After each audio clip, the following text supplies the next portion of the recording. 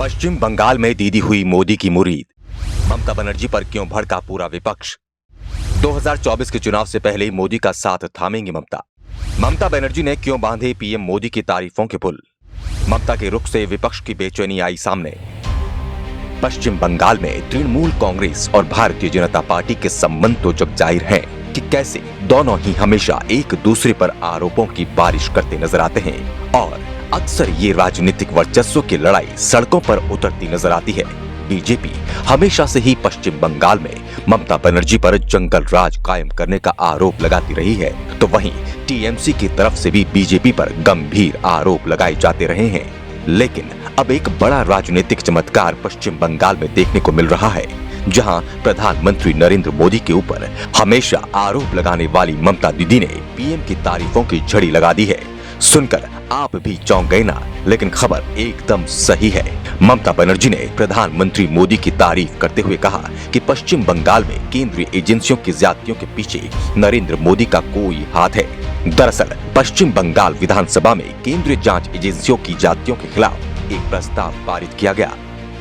प्रस्ताव के पक्ष में 189 और विरोध में 69 मत पड़े। इस दौरान ममता के बयान ने हर किसी को हैरान कर दिया।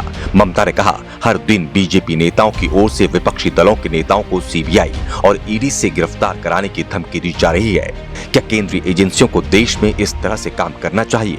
मुझे नहीं लगता कि इसके पीछे प्रधानमंत्री नरेंद्र मोदी हैं, लेकिन कुछ भाजपा नेता हैं जो अपने हितों के लिए सीबीआई और ईडी का दुरुपयोग कर रहे हैं। ममता ने आगे कहा कि सीबीआई जो प्रधानमंत्री कार्यालय को रिपोर्ट करती थी, अब वो केंद्रीय गृह मंत्रालय के अधिकार क्षेत्र में है।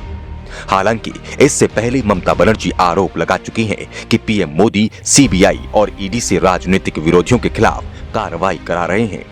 इसके अलावा ममता बनर्जी ने कहा, इस प्रस्ताव का मुख्य उद्देश्य किसी की निंदा करना नहीं, बल्कि पक्षपात के बजाय तटस्थ रहना है। मैं ये नहीं कह रही कि सीबीआई बुरी है। यहाँ BSF, CISF, SSP, IB, raw और कई हैं। मैं सिर्फ उनसे एक पक्ष रहने के बजाय निष्पक्ष रहने का आवेदन कर रही हूँ।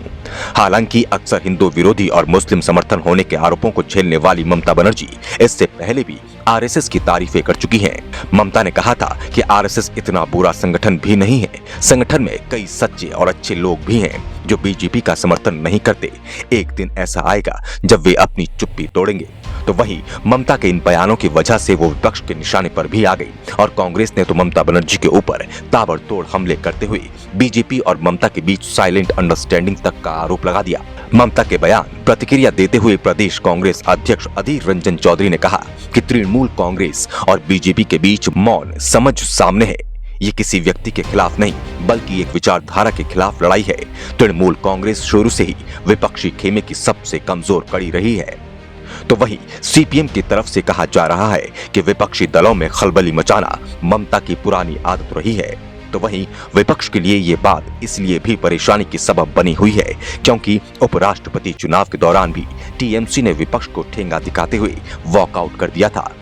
तो अब ऐसे में पूरा विपक्ष इस बात से भी परेशान है कि कहीं आगामी लोकसभा चुनाव में ममता अगर बीजेपी का साथ दे दिया तो पश्चिम बंगाल के 42 लोकसभा सीटों का क्या होगा। ऐसे में विपक्ष की टेंशन बढ़ना तो लाजमी है, लेकिन अब देखना यह भी होगा कि क्या वाकई ममता बनर्जी आने वाले समय में बीजेपी के साथ जाएंगी या फिर ये बातें भी केवल अफवाह ही साबित होंगी।